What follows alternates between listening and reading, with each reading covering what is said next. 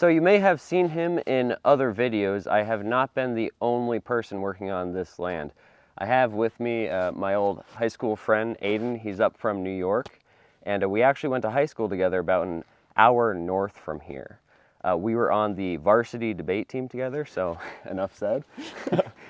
And yeah, after high school, I stayed in northern Maine, and I went into forestry and worked in the forest industry up here. And your life took a little bit of a different course. Why don't you tell us about your background, your professional background, and the things you've done since high school? So back in high school, I was labeled tech savvy as my superlative.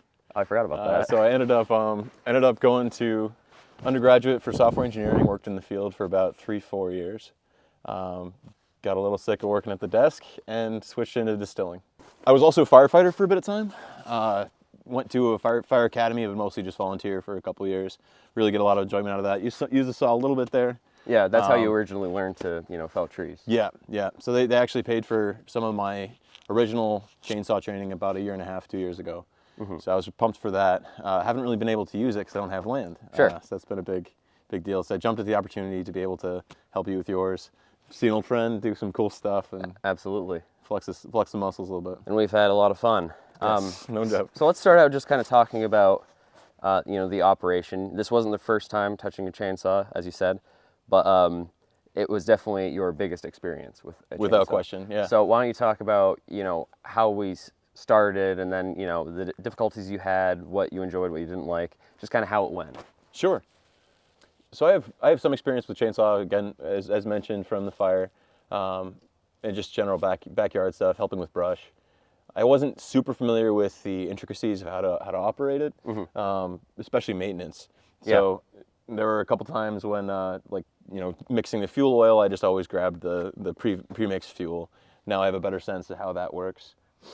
I was familiar with the smaller saw. We tried using the York saw for a little bit of time, and kind of getting a hang of. You mentioned something about like all loggers have their saw. They're very particular about saws. Yeah.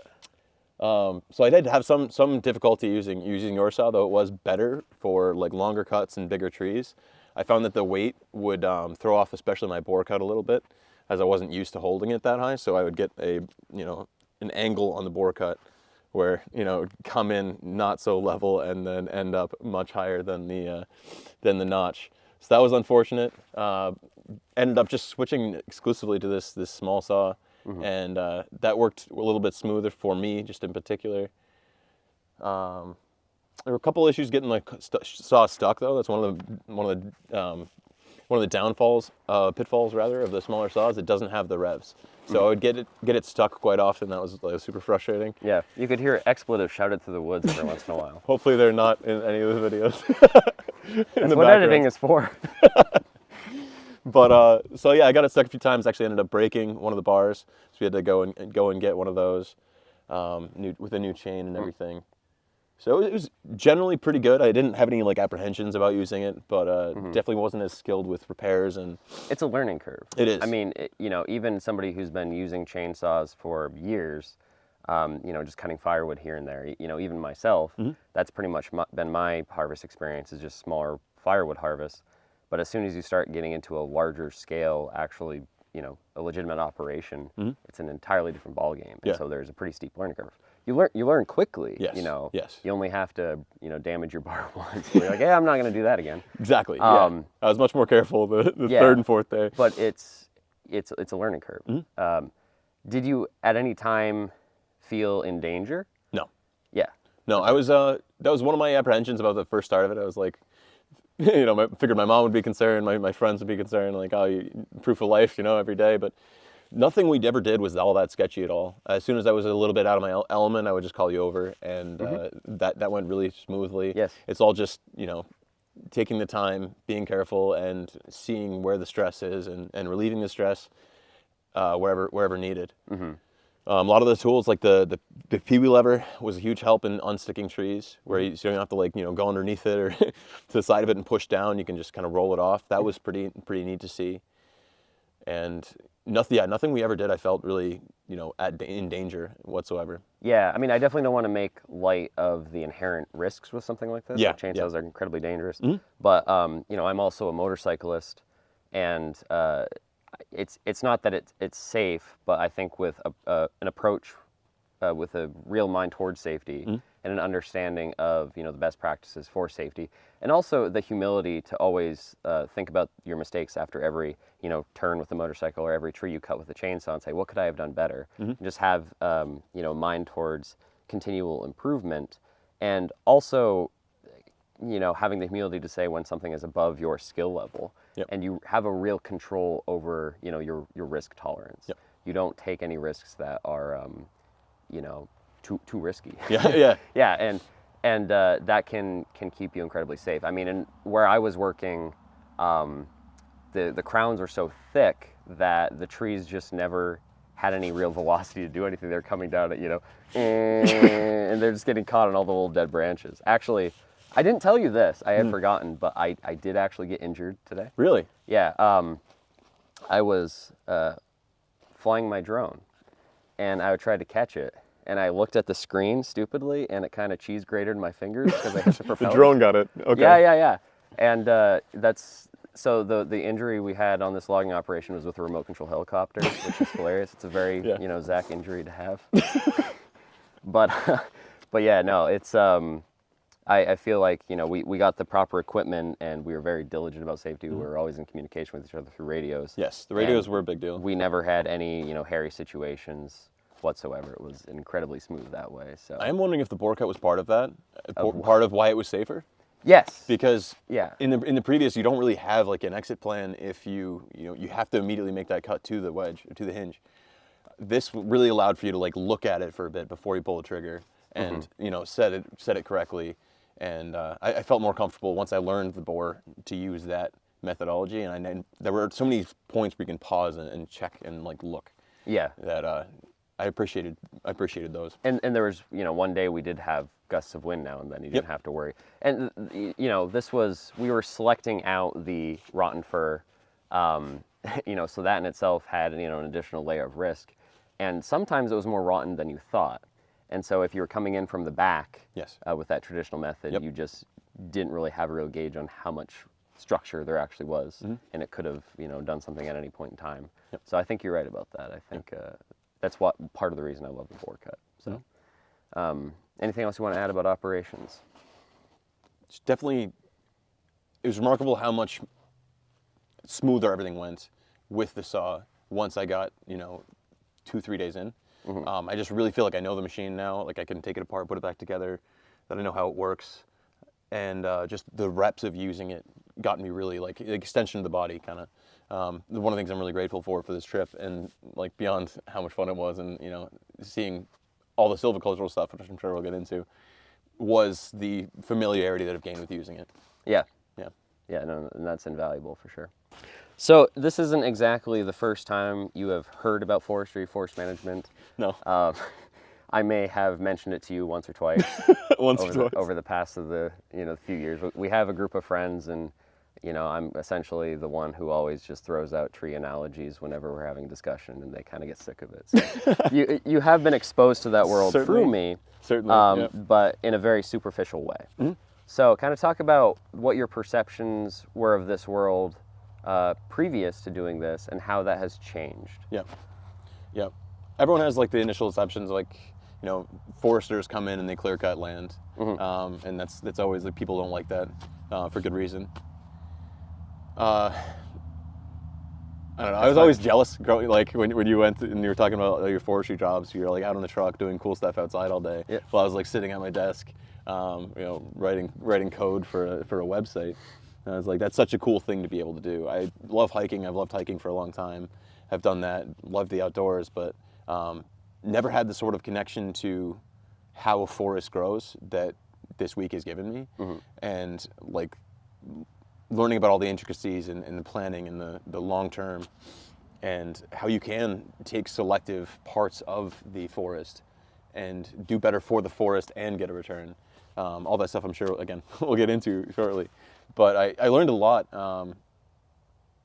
gained a lot of appreciation for the woods that I normally just walk through, Like hunting has done it. It's you show me hunting too. Yeah. I was interested in hunting, but never done it. So like hunting kind of adds a layer of experience of the outdoors. Hiking does, obviously, fishing, but this is like a layer on top of that where I really understand. I can look at trees now and kind of read the forest in a way that I couldn't before, and that makes the whole thing, like everywhere I walk, there's forests. You know, I've loved being in them, but I've never really understood them as well, and I really appreciate that. Yeah, no, and I'm glad that, you know, you were able to take that away Yeah. from this, because I mean, especially, you know, with my friends and family stuff, I really, at the very least, you know, want them to kind of understand the things that I love. And, you know, you hear me talk about, we go hiking all the time together, Yeah. you know, and you hear me talk about it. So now you can kind of get, you know, an idea of what I'm talking about. But also, I mean, you've gotten kind of excited about it, and you've kind of gotten Yes. the bug in you, and you want to, Oh, yes. you know, Yeah. learn more. Yeah. So, like, now that you've kind of had some exposure and experience with this world, like, what do you think your next steps are? What do you want to do to kind of grow that Yeah. curiosity? Well, I'm definitely coming back in the spring for the next harvest. I I was gonna definitely want ask. to do that. Great. Cool. There you go. Continuity errors here. Oh, let's put it right there. Okay, that's fine. Yeah, so definitely coming back in the spring for the next harvest. I think that'd be great. I have a friend that, friend's dad has a bunch of land that he's like kind of gestured at in the past that I might be able to do something with, but I never really had enough experience to be able to be confident just felling a bunch of trees by myself. So that's definitely going to happen at some point. We were looking at I was looking at land last night. Like way back in the day, while I was still working as a software developer, I had the thought to buy some land, but it seemed like such an overwhelming task. From a financial standpoint, like another kind of thing about forestry, I thought you always had to pay someone else to do it, or you were just like poorly cutting down like nearly dead trees, not knowing any idea what you were doing. I didn't realize it was like very learnable and very doable and all of that. So I had these like plans of how it would go, but it was always kind of overwhelming. I don't feel overwhelmed at all anymore. I think you could very easily, you know, manage a tract of land, and do it progressively over time, and that it wouldn't be this giant like 4 month at a time just all out thing. It would be a progressive, enjoyable, fun experience that would connect you to the land that you bought. So Absolutely. that's definitely one of the perceptions of forestry that have changed, is that it's totally doable to work this, and to work this myself in just, you know, a few days with you and a few days of learning from you and doing it and doing the reps, cutting the trees. Definitely want to get some land and start working on it. Yeah, and managing friends forest and helping you with these. The cool thing about that too is the amount of stuff you don't know is infinitely greater than the amount of stuff you Oh, learn. I'm sure. So it's there's a whole new world that can just kind of open up to you. And I think a big struggle for landowners is it's difficult to figure out exactly where to start. Yes. You know, even the term like forest management is largely unknown, and there's a lot of misconceptions, and it's just such an overwhelming, unapproachable thing. Yeah. That you just don't know exactly how you could learn. Yeah. So just having those basics down, I think you can kind of run with it and figure your own stuff out. So that's cool. That's what I like to hear. And like and subscribe to the Timberland Investor. You know, There you go. that was unsolicited. He didn't tell me to do that. So now that's coming from somebody else. You have to do it. So, I mean, what interested you about the silviculture that we were doing in this harvest? Because that seemed to fascinate you quite a bit. Absolutely. Yeah, so there's the order of operations of how to plan out the trails and identify parts of the forest just from a logging perspective. But there's also a kind of environmental ecosystem level growth patterns. Like, there's a lot of depth in how different trees interact with other different trees in the localized area, how you can obtain value while thinning and benefiting the forest. That was huge for me. One of the analogies that really made it hit for me, because it all seemed very wordy and very complicated. I also ramble, so. It's welcome, and it proves like the depth of the subject and the depth of your knowledge about it and how much there is to learn. But one of the analogies that you used was of the doll sheep, when you're hunting. One of the hunting laws they put in place is you could only get the fully mature doll sheep that were no longer procreating. And you said that that's kind of trees that we're grabbing here. So we want the trees that are thick and good, but they hit some certain point in the semoid curve, right? And they're not going to grow that much more anymore. And they're the good ones to grab, both from a financial standpoint and from a health of the forest standpoint. You're removing something that has become essentially late term in its development, and that is blocking other growing trees earlier in the semoid curve from growing even more, and producing more value for you and for the forest. Like if you don't get that tree in that late stage, it is going to start decomposing, to start dying, and you're not going to get the value from it. And you mentioned also, like, a lot of landowners and homesteaders will only wait for the dead trees to fall and cut them up, and how one, that's a huge loss of value. Two, it totally it's a waste of opportunity cost. It is an opportunity cost in the potential growth for the nearby trees. Yeah. And it's lower quality wood. You don't have to just use this stuff for firewood. It blew my mind that you could just sell it in giant truckloads directly to mills. Learning how to, that was another thing from this week, is learning how to cut up the wood and process it in a way that is useful for the mill. That was very cool.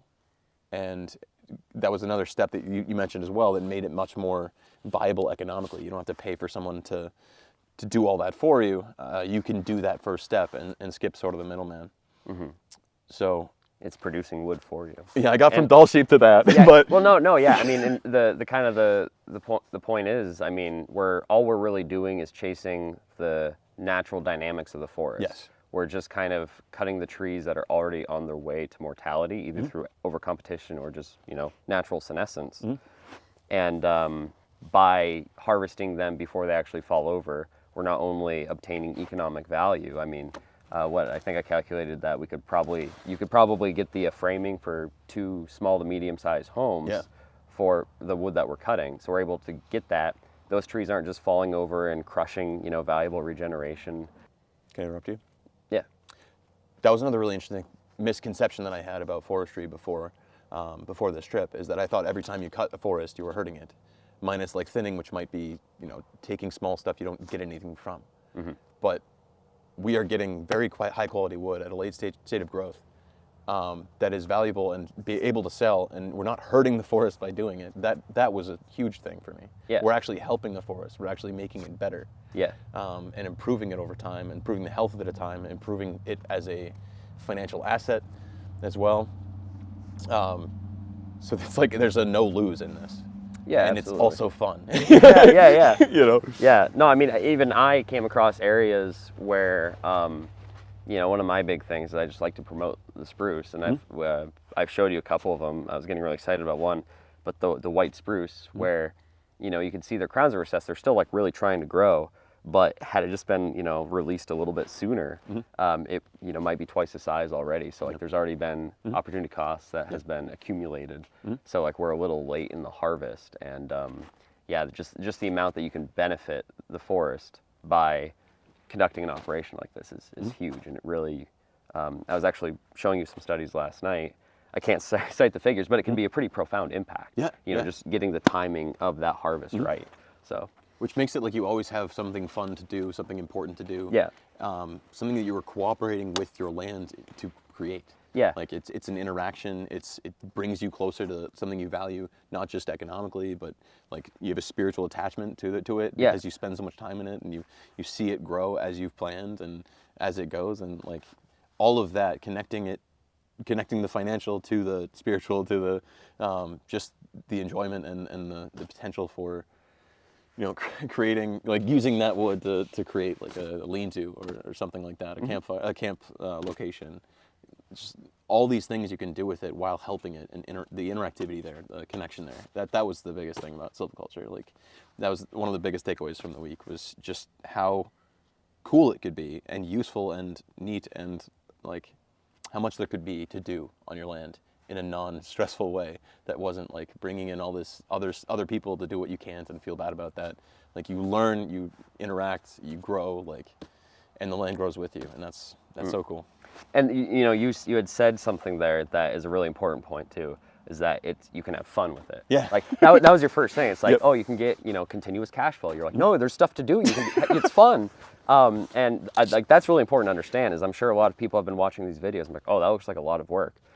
Yes, it's also a lot of work to mountain bike, you know, to canoe, to Yep. hike. Yeah. This is fun. Yeah. This is really fun, and it's an addicting sort of fun. Yeah. You know, like I love hunting, but sometimes it's just, the day is just cold. You know, I'm tired, and I just kind of call it a day early. And I'm like, you know what? Yep. I'm going home. But here, it's almost addicting. It's like I can get one more tree. I can get one more tree. Yep. And your body has to physically tell you, it's like no more. Yeah. you have to go home now. But I mean, this is for me anyway, top 5 outdoor activities. I would totally agree. Yeah. I would totally agree. Maybe even top 3. Yeah. And it can give you money too on top of that as icing on the cake. But Yeah. every step of like, if you're physically tired, you can still do some of the management points of it. You can map out parts of it. You can Take a break and GPS things and make trails, and there's so many different facets that can be intellectually stimulating, physically stimulating. You know, just number go up, get more trees. You know, marking them out. Yeah, this is a lot of fun. Yeah, a lot of cool absolutely. tasks. And it's infinitely, what would be the right to say? It's infinitely scalable and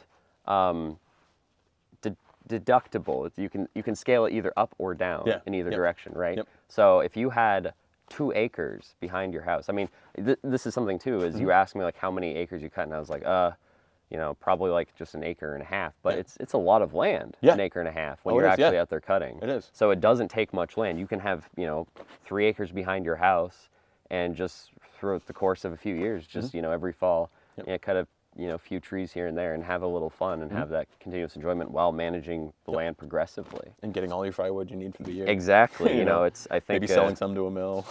Yeah, I think people even underestimate like how easily you could have total energy independence, you know, managing your own firewood. Yep. And actually, you know, I work with a guy in finance who lives in France, and they're having a lot of issues with, you know, of course, energy over there and getting oil for the winter.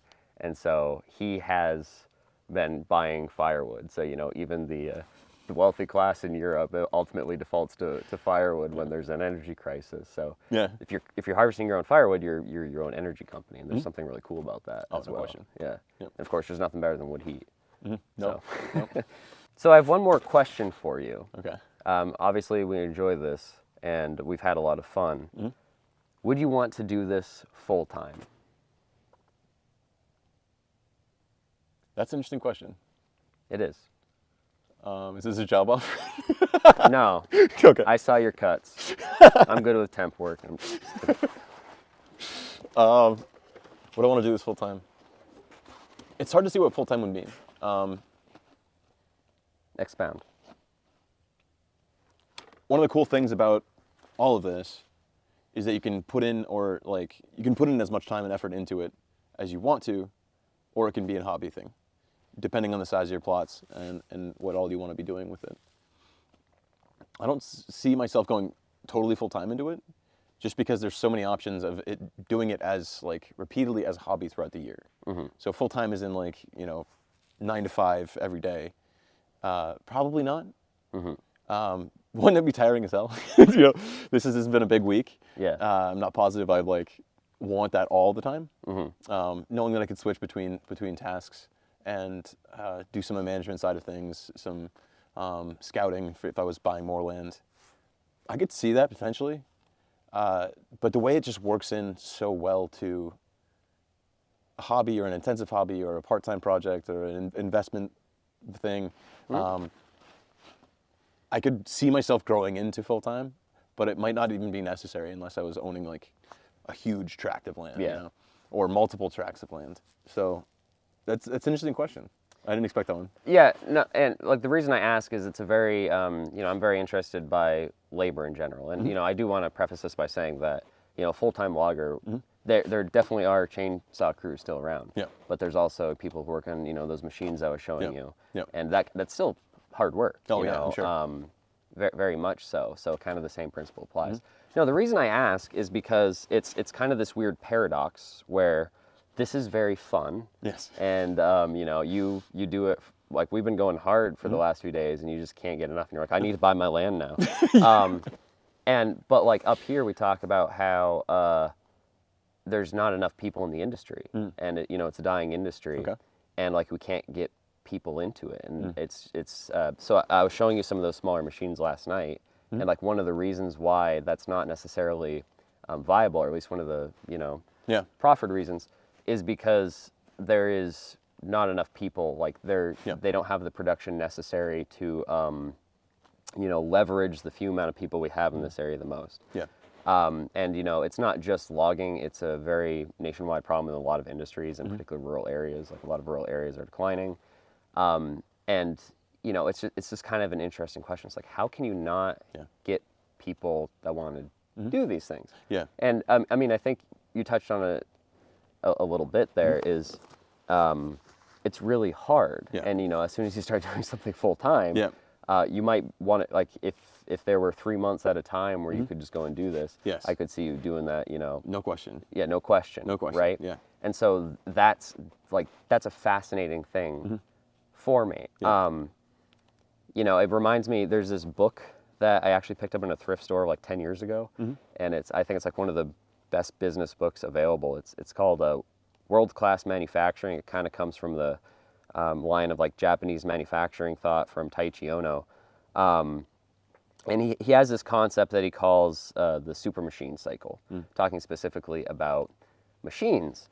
And the idea basically is that you have a machine that's very expensive, so you have an element of scarcity and investment, and they have to keep that machine producing in order to get as much out of that investment as possible. Yep. But they like produce it so much that it breaks down. Yep. Like maintenance is neglected, and at that point even they have to like further enhance the production in order to make up from the losses from the maintenance. And so like there's a lot of connection to that super machine cycle with this labor problem. Yeah. Where for one thing, like these machines that we use in the woods, like they can go up to $750,000, for a large size processor, right? Or harvester, as they're called in most places. We call them processors here, or we call them processors in northern Maine. Most people call them harvesters. Anyway, where you have these expensive machines, and they can't sit on the sidelines for 3 months for seasonal labor. They have to be going 24/7. So you need that full-time workforce. And the problem is, I think people are very good at taking care of their machines generally, but labor is a part of capital in itself. Yes. And so you end up burning out those workers by virtue of the fact that the machine has to stay productive. Yep. Right? So the super machine cycle still leaks into the labor aspect of this production. Yeah. And so I can riff on that a little bit too. yeah. The big machine part of it is part of the drawbacks. Like, one of the things I love about what we've done here is that there's so much skill involved with using the saw. There's so much knowledge involved with planning out and seeing the forest, and there's so much personal connection to the land, and that you're making it better. The forestry management thing might be really interesting. Like maybe instead of being a full-on like operating one of those big machines like a logger or a forwarder, it's kind of like rip the trees up and whatever else. This seems more intimate, more connected, and more personal. And seeing even past harvests on this land that we have, the damage that the big ruts have caused. Yeah. And those weren't even the biggest machines that they used. Right.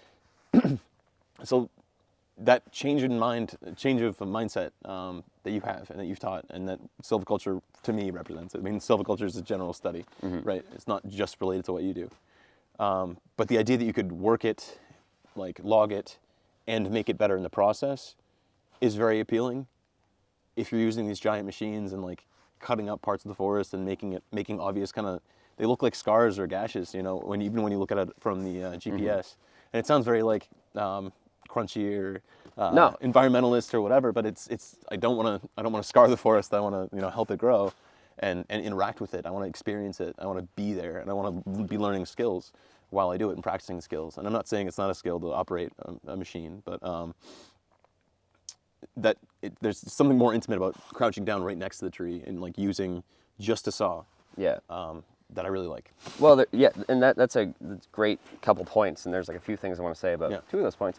The first one is, yeah, so the whole thing about, you said crunchy, but no, that's absolutely right too. I mean, especially, like with a forwarder or a grapple skidder, a lot of people otherwise might really enjoy it, would be kind of turned off by that. And, saying nothing about, like, those machines have their place, so, and I understand that, but even for loggers that I've worked with, like some of them, are kind of disheartened by some of that, and that's unfortunate.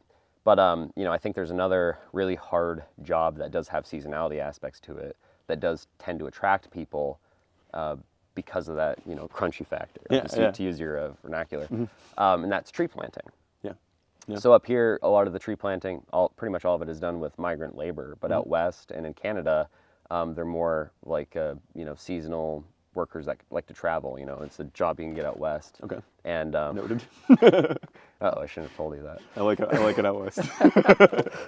So anyway, and yeah, there's the element of like, oh, you're helping the forest, and like just that element of marketing is able to get that labor. Yeah. Right. And so yes, it's marketing in some sense, right? Marketing those jobs and ensuring that they actually represent to the laborer the things that would initially draw them to it. That sense of meaning, whatever you want to call it. Yeah.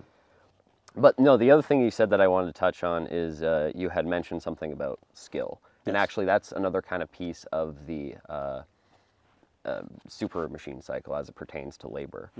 So actually, this is probably, unless you're, out west felling giant trees, less skilled than operating, a harvester or feller buncher. Sure. Absolutely. You're able to become pretty proficient with this within the course of a few days. Whereas feller buncher operators would take, years to really learn how to operate the machine with a great deal of skill. Fluidity, yeah. And so there's a scarcity of labor, but then there's an extra element of scarcity with the skill. And I was kind of thinking about this while we were cutting, but I think like one analogy is actually in the 100 Years' War, like the idea of I know, bear with me. English longbows versus French crossbows, right? Yeah. Whereas like the crossbow was a demonstrably worse weapon. It didn't have as fast reload time, right? Feller bunch can cut a lot more trees. But the crossbow, it was easy to pull back. So you could only fire one arrow every minute or whatever the rate was. But the English longbow had to go to 100-pound draw weight. The people who used them had to be trained from childhood. They can actually tell who is an archer when they excavate skeletons because the shoulder bones are deformed because it was so hard to pull back. And so over the course of that war, the crossbow won out because it was less skilled. They didn't have the issue of all these very talented archers dying out and having a hard time replacing them. Yeah. Okay. So there's kind of, it's just that. Okay. These labor problems, especially with the demography of the United States, are going to get worse in every industry, in every aspect. And, people have to get creative with exactly how they're going to attract people to these industries. Marketing is part of it, like you were telling about, like having a little more meaning in that job. Part of it, too, is maybe moving towards things that are a little less skilled and that can have an element of seasonality because, our generation kind of appreciates optionality in their labor. And that's not going anywhere anytime soon. This Great Resignation and all that, like that's part of a larger trend. He left his software job during that.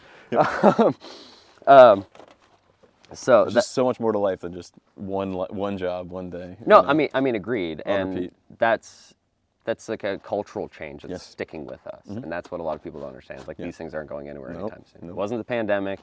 It's a lot of things, but it's not going anywhere, and that's what matters.